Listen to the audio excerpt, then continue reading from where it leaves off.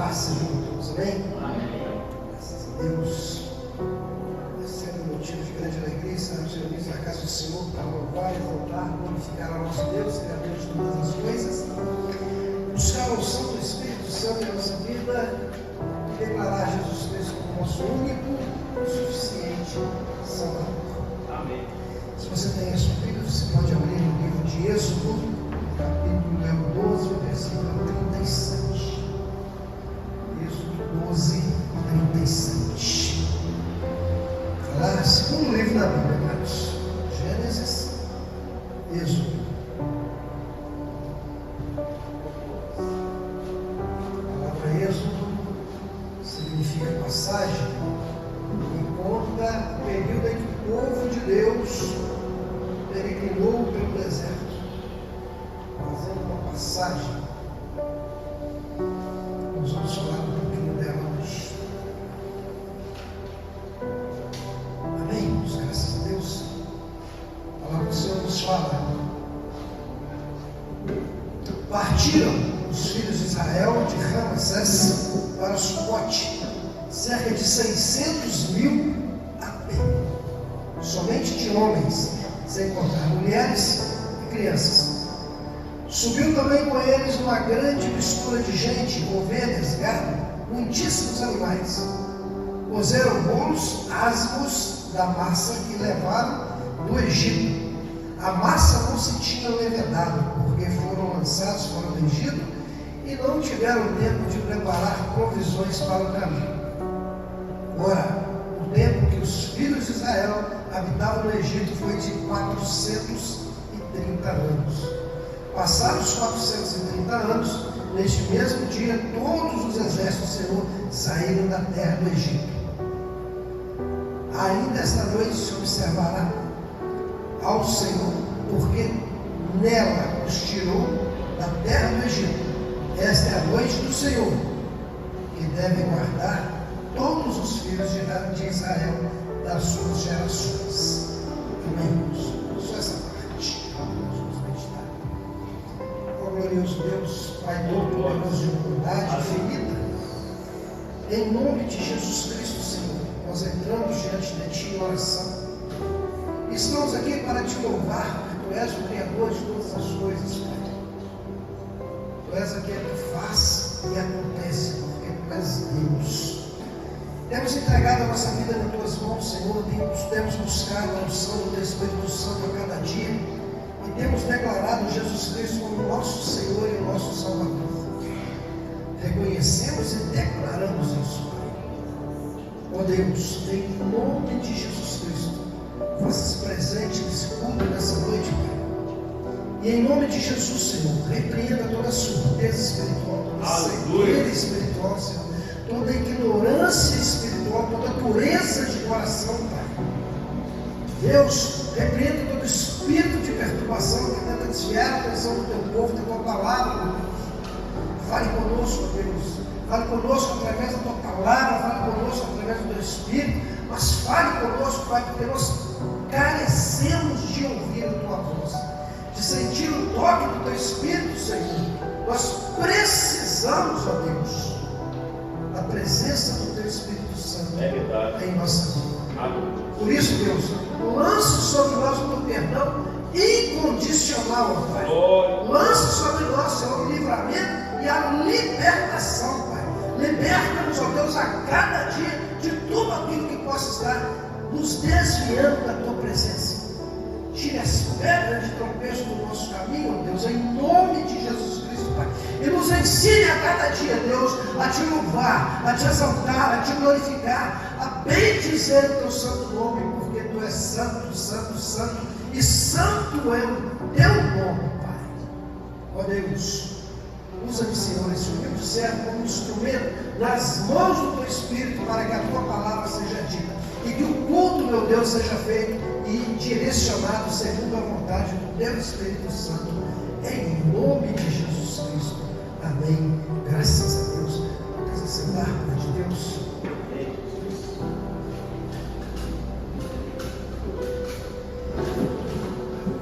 Amados irmãos,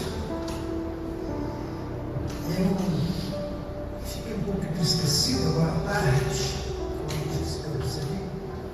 Eu tenho feito já há um tempo algumas pesquisas sobre uma palestra que eu estou preparando. Eu fiquei sabendo que um casal, muito querido meu, está em processo de divórcio, a situação é bastante avançada. E o divórcio, ele não é pecado. Pela palavra de Deus, não. É uma separação. Mas é uma separação do propósito de Deus, que é a família. A família é o propósito de Deus. Se a gente for verificar as escrituras sagradas, ela fala, né? Quando se separares, quando o homem se separar da mulher, dê a ela a carta de divórcio. E faça conhecido que ela não é mais esposa, ela não é mais casada. Porque se não fizer isso, ela fica com uma situação de repudiada. E aí sim, se ela se casar novamente, ela estará cometendo adultério. Então é preciso que seja uma coisa bem feita, legal. Eu fiquei muito triste que nas minhas pesquisas, no Brasil, acontece anualmente cerca de 900 mil casamentos. 900 mil casais se juntam em matrimônio. Mas há também cerca de 500 mil divórcios todos os anos. Isso registrados, né? São divórcios registrados, casamentos registrados e divórcios registrados em cartório. Nós estamos falando daquela união estável que é feita de comum acordo entre as pessoas, nem as separações que são feitas também sem registro. Mas é um número muito grande. 900 mil casamentos, 500 mil divórcios. É muito grande. E esse tipo de acontecimento, né, de divórcio, de separação, ela atinge não só o casal, mas atinge também a família, os filhos. Né?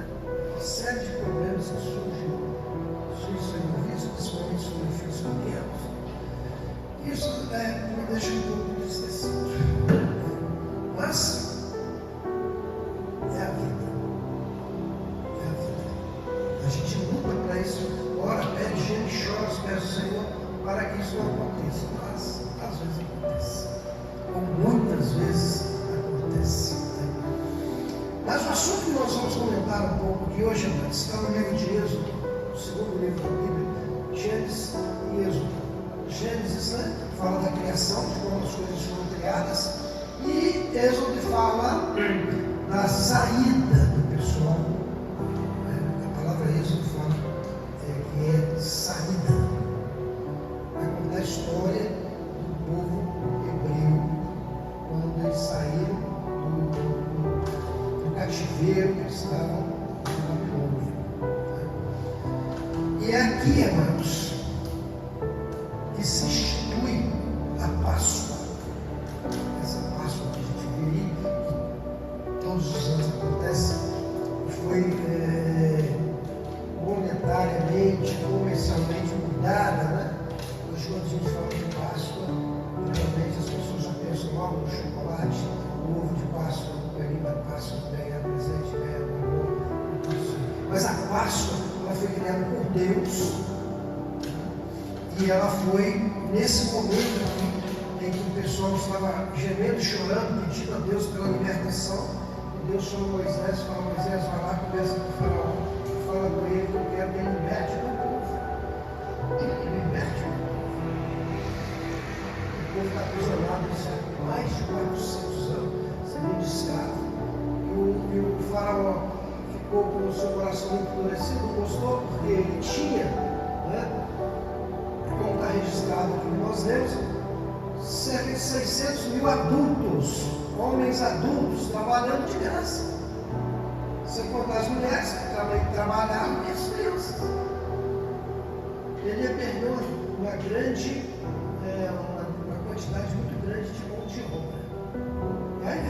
situação, né? A princípio, Moisés falou, Senhor, eu não vou lá não. Mas por que o Senhor não vai, Moisés? Está falando contigo por aí, cara. Não sei falar, Senhor, não sei nem conversar. Não, você vai lá e quando o Senhor contigo e fala com você. É as coisas que você tiver que conversar. E olha que Moisés foi criado dentro do palácio. Ele tinha conhecimento, mas ele estava com preguiça, com receio, sei lá, não sei o que passava na cabeça de Moisés naquele momento. E quantas vezes nós somos assim? Deus fala com a gente para fazer uma coisa, a gente começa a encontrar obstáculo, empecilho para não fazer aquilo que Deus está falando conosco. Para não fazer. Senhor, mas não vai dar tempo, estou cheio de tarefa para fazer, eu tenho que fazer faxina na casa, eu tenho que levar o carro para fazer revisão, né? Não vai dar tempo, não vou conseguir, estou apertado no trabalho. A gente começa a encontrar, buscar desculpas para falar com Deus, que a gente não vai conseguir fazer aquilo que Deus está falando conosco. Mas então, irmãos, Deus chama Moisés e fala com ele, ela vai lá, conversa com o faraó, que eu quero que ele liberte o meu povo. Aí deu todo aquele trabalho, aquela problemada toda, até chegar as pragas, né? Transformam o rio em sangue, as pragas das rãs, a praga do piolho, né? A praga de chover fogo, a praga das úlceras, todo mundo cheio de machucado, né? Aí chegou a última praga, que foi a praga da morte dos primogênitos. A morte dos primogênitos. Então Deus chamou Moisés e falou: Moisés, olha, reúne o povo, reúne o meu povo, e fale com o povo para que cada família pegue um animal, sacrifique o animal, e pegue o sangue, e passe o sangue na verga da porta. A verga da porta é aquela parte de cima. E marque ali com o sangue desse animal.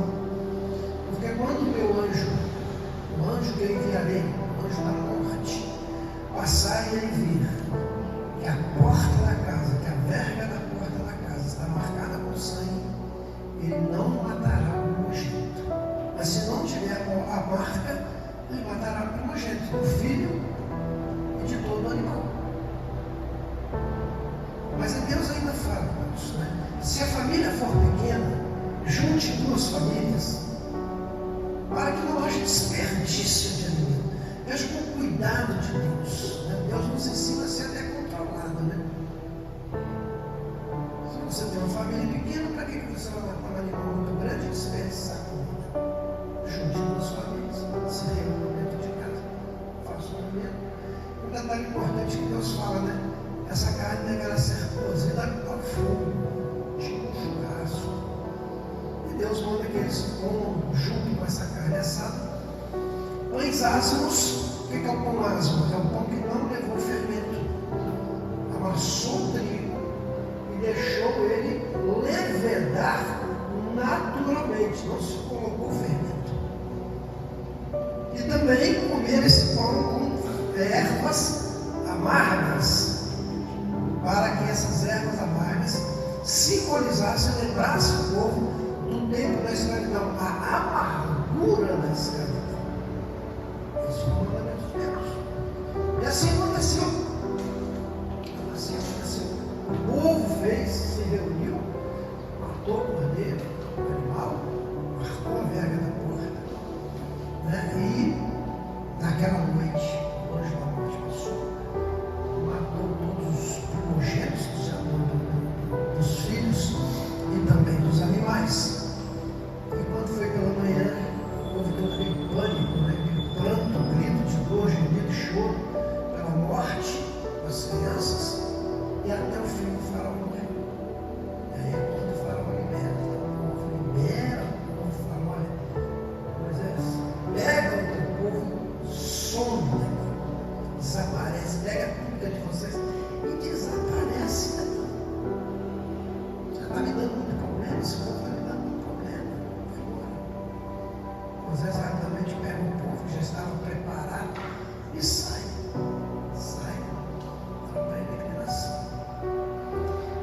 Mas aí, o furor tomou novamente no coração do faraó. E o faraó vai atrás, chama o seu exército, vai atrás do povo. E de repente, o povo chega perto de Moisés e diz: Moisés, e aí? Olha para trás. O exército de faraó está chegando. Agora olha para frente. Nós estamos no mar. O que nós vamos fazer? Se a gente continuar, a gente morre afogado. Se a gente não continuar, a gente corre o risco de morrer. E se não morrer, vai voltar a ser escravo. Alguns chegaram até mesmo a blasfemar e falar: é para isso que você nos tirou de lá do Egito, para a gente morrer aqui como um animal lançado aqui nesse deserto. Lançado nesse deserto. E aí Moisés, então, eleva a sua voz em oração. Eu falei: Senhor, o que eu faço agora? Para frente é mar, para trás é o exército. E Deus fala com Moisés: Moisés, por que você está murmurando? Olha para a sua mão, você não tem um cajado? Estende uma mão, seu cajado em direção ao mar. E Moisés estende a Bíblia, nos revela que o mar se abriu, as águas se abriram. E Deus falou: olha, Moisés, dá ordem ao povo, fala para o povo para eles marcharem em direção, por essa abertura que se deu, marcharem em direção ao outro lado. Algumas pesquisas, alguns pseudo-pesquisadores, eles dizem que o mar não se abriu, não foi um milagre que aconteceu. Eles dizem que ali naquele local tinha uma parte que era mais rasinha, que o povo atravessou ali naquele rasinho. Não houve milagre nenhum, não houve abertura do mar, não houve nada disso. Simplesmente o pessoal atravessou, era uma parte rasinha. Como nós temos aqui perto de Cabo Frio, uma rua chamada Iguaba Grande, a praia não é rasinha, não chega nem no joelho. Foi isso que aconteceu. Mas não muito distante, há algum tempo, agora eu estava fazendo algumas pesquisas, e foi revelado que mergulhadores, pesquisadores, eles foram a esse local onde relata a Bíblia que houve abertura do Mar Vermelho, fizeram mergulhos lá e realmente um lugar fundo, um mar normal. E lá no fundo eles encontraram estrutura de bigas, né? Biga é aquela carroça romana, e encontraram também muitos esqueletos humanos e esqueletos de animais, de cavalos. Eles filmaram, fotografaram, mas não mexeram em nada. Porque ali é um berço arqueológico. Se mexer aqui pode danificar, pode estragar, se perder toda aquela arqueologia que existe. Então a pessoa, ela acredita se quiser, ou não acredita também se quiser. Eu, particularmente, pela minha fé que eu tenho em Deus e pelas Escrituras Sagradas, eu acredito que aconteceu. Mas o fato que eu quero dar ênfase nessa passagem aqui que a gente está comentando foi de que esse fato aconteceu tempos depois da passagem de José. José foi um homem, na verdade ele era um garoto de uma família de vários irmãos, né? E numa determinada, ele era muito invejado pelos irmãos, porque o pai de José, ele era mais novo, né? Era um garoto ainda muito jovem. E o pai de José tinha um carinho muito especial por ele. Então os irmãos de José, eles tinham uma inveja dele. Certo dia José, ele orou e falou que ele relatou para os seus irmãos, ele tinha sonhado que cada um deles tinha um feixe de lenha, meio dos irmãos, eles se curvavam diante dele. Os irmãos ficaram aborrecidos de raiva com aquilo. Mataram José, mataram os irmãos. Prenderam José, venderam José para um grupo de viajantes que estavam passando. José foi levado como escravo. E eles então pegaram a túnica de José, mataram o animal, sujaram de sangue, chegaram em casa e falaram: pai, o que aconteceu foi que um animal selvagem atacou José, matou e comeu José, então está aqui só a túnica dele, suja de sangue, não tem mais José. O pai ficou muito triste, claro. José foi levado como escravo, foi para o Palácio Real, onde ele se tornou funcionário do palácio. Aí a história de José é outra, né? A mulher do rei quis fazer graça com José, José não quis, ela fala: meu marido, José tentou me agarrar, aí levaram José preso, tal, aquela coisa toda. Mas na verdade, aqui para frente, José, ele revela o sonho, interpreta e revela ao rei o sonho que o rei teve, né, onde ele via 7 vacas magras, comendo 7 vacas gordas, e também 7 espigas de trigo, magras, feias, também comendo as espigas gordas. Ninguém conseguia interpretar. E aí alguém fala para ele: ó, camarada lá na prisão lá, cara, ele sabe interpretar sonho, né? Não manda buscar o cara, buscou José. Aí revela, aí José fala: olha, isso aí significa que o seu reinado terá 7 anos de fartura e depois 7 anos de miséria. Então, 7 anos de fartura, você tem que guardar alimento para passar para os 7 anos de miséria. Então, o rei acreditou na interpretação do sonho dele, mandou construir depósitos muito grandes e armazenou muito alimento. Tá? Aí, passados 7 anos, veio os 7 anos de miséria, e o lugar onde os irmãos de José moravam estava passando dificuldade, eles tinham que ir para o Egito buscar comprar comida. Aí vem aquela situação toda, né? E até que eles descobrem que José era o cara que mandava, era o cara governador, fica bacana, aí vem a situação do sonho de José que aconteceu lá atrás. Eu falei: tá vendo aí? Eu falei que vocês vão se curvar diante de mim, me venderam como escravo por causa daquele meu sonho. Mas todos aí curvando sobre mim, agora eu sou governador. E aí, amados irmãos, tempos depois desses fatos acontecidos aqui, o povo hebreu vai para o Egito e lá começa, chega um grupo pequeno, e esse grupo ele começa a prosperar. Ele vai prosperando, vai prosperando, vai prosperando. E o faraó, ele olha assim e fala: esse povo aí pode me criar problema, porque esse povo é inteligente, e esse povo está crescendo, né? Eles não se misturam. Vou fazer o seguinte: vou transformar esse camarada tudo em escravo. Aí transformou tudo em escravo.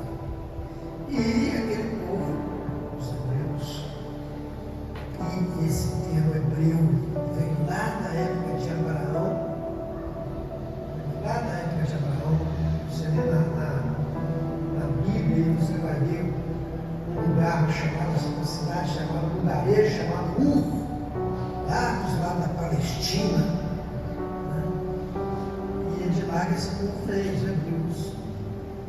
E eles não se tornam escravos, são escravizados, ficam cerca de 430 anos escravos. Não tinham direito a nada. Eles tinham direito a trabalhar e comer. Eles recebiam comida pelo trabalho. Só isso. Lá o povo começa a falar, começa a gemer, começa a chorar e fala: Senhor, tira a gente dessa escravidão, a gente não está legal. O Senhor fala nas suas escrituras, nas suas previsões, que tem um lugar separado para a gente, tem uma terra boa para a gente, tem um lugar separado onde não haverá pranto de dor, nem choro, onde haverá muita fartura. Tira a gente daqui, porque a gente está sofrendo muito. E aí, Mas o povo chama Moisés e fala: Moisés, vai lá para tirar esse povo de lá. Certo? Para tirar esse povo de lá. E aí acontece toda essa situação que eu comentei já. O povo atravessa o Mar Vermelho, atravessou o Mar Vermelho, o mar se fecha novamente, mata o exército do faraó e o povo começa essa peregrinação pelo deserto, né? Onde eles passam cerca de 40 anos caminhando, buscando a terra prometida. Mas durante esses 40 anos, acontecem coisas que às vezes, ou muitas vezes, ou algumas vezes, deixava Deus bastante aborrecido, deixava Deus triste. Uma delas é que o povo começa a reclamar de uma coisa. A gente está andando aqui nesse deserto, sol quente, né? Apesar de que a Bíblia fala que durante o dia Deus mandava nuvens para proteger o povo do sol, e à noite mandava uma iluminação para que o povo não ficasse totalmente no escuro. A gente só está comendo aí esse maná que cai aí todo dia, cai esse maná para alimentar a gente. A gente quer comer carne. Quando a gente estava lá, a gente era no Egito, a gente era escravo, mas a gente comia bem. A gente quer comer isso, quer comer carne. Aí Deus fala, Moisés fala com Deus, aí parece um monte de codorna lá no deserto, o povo vai, captura os animais, captura os codornas, come carne, se assim, mata à vontade. E outra situação que Deus ficou bastante aborrecido é quando o povo está com sede, o povo fala: Moisés, eu estou com sede, nós precisamos de água. E Moisés vai lá, ora, Deus, o povo está com sede, precisa de água. Aí Deus fala: Moisés, vai lá e fala com a rocha. Mas Moisés estava estressado naquele dia, estava aborrecido, estava bolado de raiva.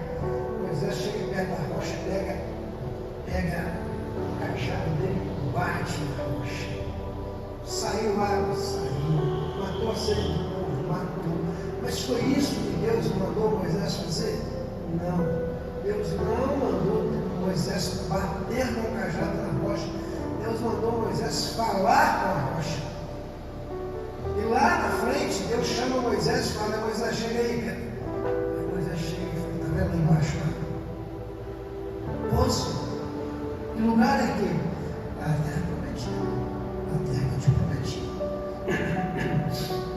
A terra que eu prometi para o teu povo. Pô, Senhor, então vamos para lá. Ele falou: não. O povo vai. Você não. Mas por que, Deus? Lembra que eu falei contigo para falar com a rocha? O que você fez? Você bateu na rocha. Eu não te mandei bater na rocha. Eu te mandei falar com a rocha.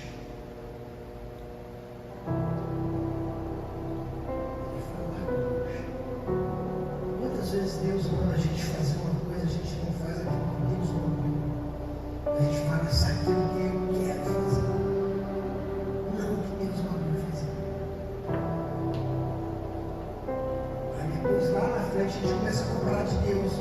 Ei, Deus, eu estou orando, gemendo, chorando, estou pedindo e o Senhor não está me respondendo. Aí Deus fala: lembra? Eu te mandei fazer isso e você não fez. Você fez o que você quis fazer, não o que eu mandei você fazer. Lembra disso? Lembra. Não. Mas que agora você vem me cobrar, vem me colocar contra a parede, exigindo que eu atenda as suas orações, se você não fez o que eu falei contigo. E aí a gente fica com cara de cachorro, que é uma de mudança.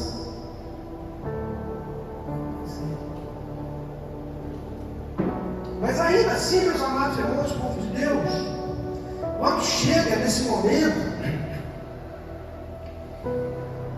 Moisés, ele, como a Bíblia relataria, cerca de 600 mil homens adultos, eram contados apenas os homens adultos que conseguiam lutar, trabalhar. E tem uma outra parte da Bíblia que fala que era acima de 20 anos, abaixo de 20, não era considerado adulto, pronto para a guerra, para a batalha.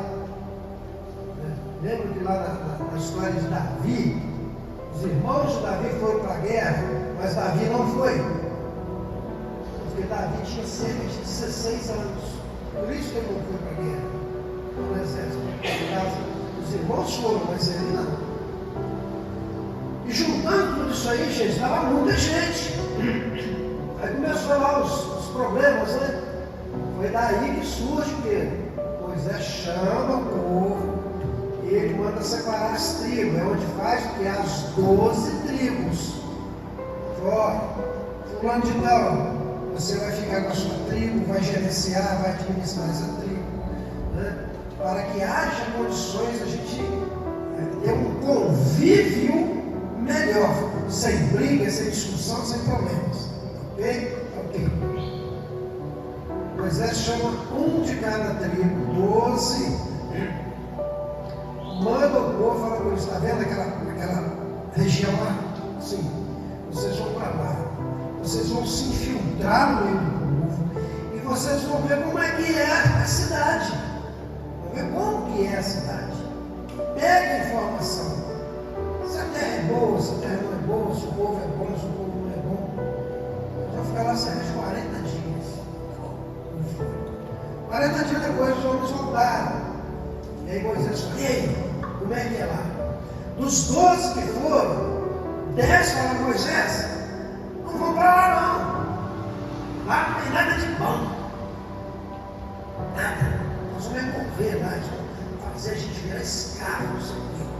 10. 2 falaram, Moisés, vamos para lá, porque lá é a terra que Deus prometeu. Lá mana leite e mel, a terra é boa. A terra é boa. E quem eram esses dois? Josué e Caleb. Josué e Caleb. Foram os únicos que olharam e enxergaram os benefícios da terra, do local. A terra é boa, produz muitos frutos, os animais são bons, as vacas produzem muito leite. Vamos para lá.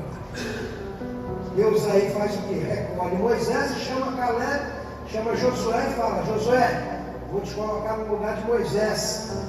Você conheceu? Não sei nada. Não, você sabe. Vai que eu estou contigo. A única coisa que eu quero que você, Josué, é que você se esforce e tenha um bom ânimo.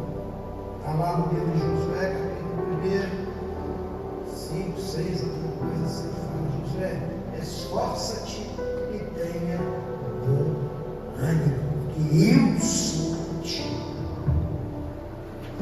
Bom, amados, de toda essa passada que a gente deu aqui, o que eu quero dizer para nós atualmente.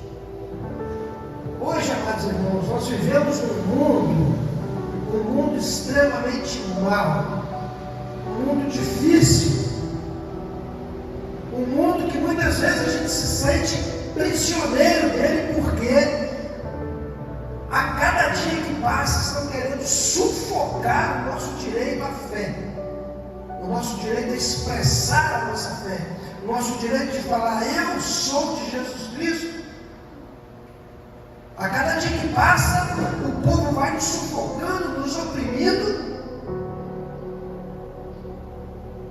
e a gente fica numa situação muito difícil. E é por isso que nós não podemos parar nunca, jamais, em tempo algum, de orar, de buscar, de gemer, de chorar aos pés do Senhor. Porque é isso que o povo fez. Senhor, nós estamos sufocados aqui nessa terra. Essa aqui não é a nossa terra. Nós queremos ir para a nossa terra. Nós queremos ter liberdade na nossa terra. Nós queremos te louvar, te glorificar, te exaltar com liberdade. E nós, irmãos, nós somos essa terra? Não. Nós não somos essa terra. Nós não somos esse mundo. A nossa terra, o nosso lugar, o nosso mundo é a Canaã, a nova Canaã, a terra prometida que o Senhor está preparando para nós. Amém. E é por isso que nós temos que gemer e chorar todos os dias nos pés do Senhor. Falar, Senhor, me ajude e me leve dessa terra, desse mundo que eu não pertenço, para aquele que o Senhor está preparando para nós. É lá que eu quero viver, é lá que eu quero morar. Eu quero morar ao teu lado, Senhor. Eu quero ter liberdade para te dobrar os meus joelhos e te louvar e te adorar todos os dias. Nós não podemos nunca, jamais parar de adorar, de buscar, de orar, pedindo que livramento e libertação. Nós vivemos, amados, num mundo em que nos escraviza pelos hábitos que estão aí. Todos os dias, o que mais a gente vê, é o homossexualismo crescendo, é a prostituição crescendo, o consumo, o vício de droga crescendo, jogo crescendo. Isso vem nos sufocando a cada dia, porque é uma luta desigual que a gente tem. Os nossos filhos saem de casa e a gente fica ali, Senhor, guarda, protege, livra, liberta, meu Deus. Protege, meu Deus, o meu filho.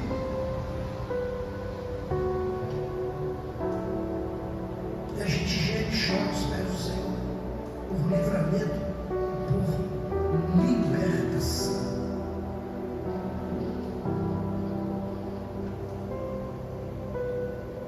E ainda assim, amados, Deus tem nos guardado, nos protegido, nos livrado, mas ainda assim, quantas vezes nós murmuramos contra Deus? Porque eu queria um carro preto e Deus não me deu preto, me deu branco. Mas eu queria preto. Eu orei e pedi, Deus me deu preto, mas Deus não deu preto, me deu branco. O povo tinha comida todo dia, não tinha que plantar, não tinha que cozinhar, não tinha que fazer nada. Era só pegar e comer. E reclamavam. Ah, Deus, mas essa comida não dá bom. Eu quero comer carne. E ainda assim Deus mandou carne para eles.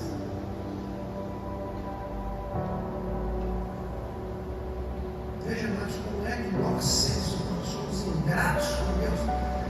Deus tem feito, guardado, protegido, livrado. E ainda assim nós murmuramos contra Deus. É por isso que às vezes, meus irmãos, precisamos parar.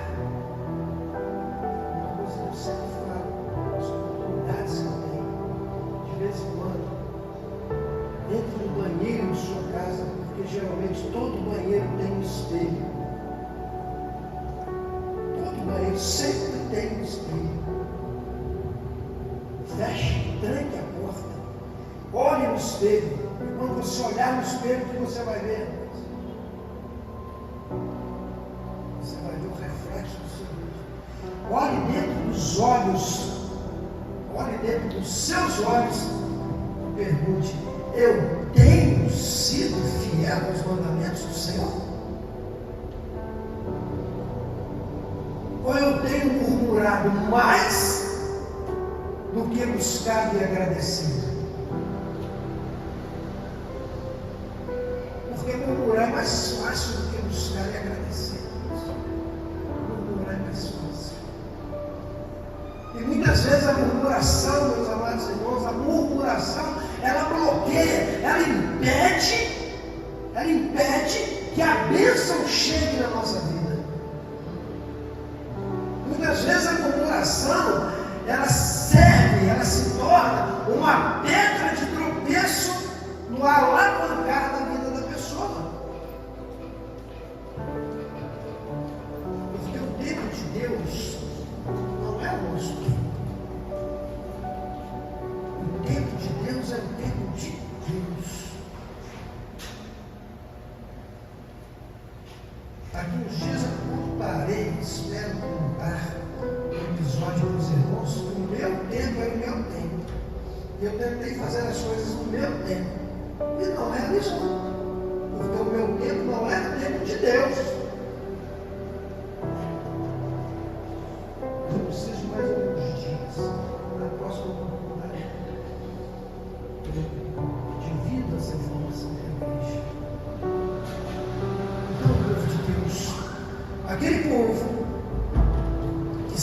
saído do Egito, era um povo escravizado, era um povo escravo, gemia, chorava e sofria. Eles oraram a Deus, até que Deus atendeu as orações deles. E é isso que eu quero pedir a você, meu irmão, minha irmã. Nós estamos vivendo tempos difíceis, tempos cruéis, tempo em que o inimigo ele se levanta a cada dia a tentar destruir a igreja de Jesus Cristo, a tentar destruir a geração de jovens. Lembram, amados irmãos, que alguns anos atrás surgiu um filme chamado Exterminador do Futuro, com Arnold Schwarzenegger. Ali é uma obra de ficção, onde tinha Sarah Connor, mãe de John Connor, né? E no futuro, o que passou no futuro, o John Connor, ele se levanta como um líder contra o sistema do governo naquela época. E o governo, então, não conseguindo combater John Connor, o que ele faz? Ele cria um soldado, manda um soldado, através de uma máquina do tempo, voltar antes no tempo, voltar antes da mãe, né, de John Connor ficar grávida. E a ordem do soldado é que mate Sarah Connor antes dela ficar grávida e antes do John Connor morrer, porque a cabeça dele é o seguinte: se eu mato a mãe antes dele nascer, ele não nasce, ele não cresce, ele não vira vida, ele não cria problema com a gente. Uma obra de ficção, claro. Mas o nosso inimigo, Satanás, ele sabe que o futuro da igreja, ele não vai fazer isso, voltar no tempo, ele não tem poder para fazer isso. Mas ele sabe que o futuro da igreja está onde? O futuro da igreja está hoje nos jovens, nos adolescentes. Então o que ele faz? Ele tenta destruir o jovem e adolescente de hoje. Para que o jovem e adolescente no futuro não se torne o pilar da estrutura, o pastor, o missionário, o pregador, o diácono, a diaconisa, que vai fazer a igreja de Jesus Cristo funcionar.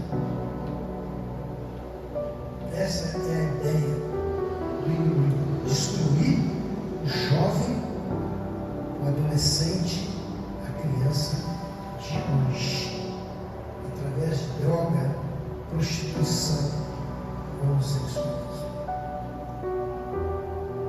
Então nós precisamos gemer e chorar aos pés do Senhor, porque como que o povo estava escravizado lá no Egito, nós estamos vivendo uma situação semelhante. Nós precisamos clamar a Deus, pedir a Deus, pedir ao Senhor: Senhor, quebra essas algemas, quebra essa escravidão, destrói essas armadilhas do inimigo, para que a gente possa ter, para que a gente possa ser, para que a gente possa se tornar um povo livre, ungido pela unção do Teu Espírito, um povo que vai louvar, adorar e exaltar a Jesus Cristo como Senhor e como Salvador. Amém, irmãos? O Espírito Santo te bate, que te abre o entendimento e te dê discernimento e entendimento da palavra de Deus. Amém? Se você puder, coloque-se de pé, vamos fazer com o pastor Wagner. Em nome de Jesus Cristo. Aleluia. Vamos dar a palavra ao pastor Wagner em nome de Jesus Cristo. Irmãos, feche seus olhos, vamos fazer uma oração ao nosso Deus. Graças a Deus. Senhor, nosso Deus e poderoso Pai Celestial, meu Deus, Tu és maravilhoso, Tu és o Rei maior, ó Pai. E como foi dito aqui, Deus, quantas vezes, Deus, o Senhor tem tentado, ó Pai, nos tirar, ó Pai, de um mundo de dor, de um mundo de sofrimento, de um mundo de angústia. Mas a falta, ó Pai, de obediência ao Senhor, ó Pai, tem muitas vezes, ó Pai, tardado, ó Pai, a nossa bênção.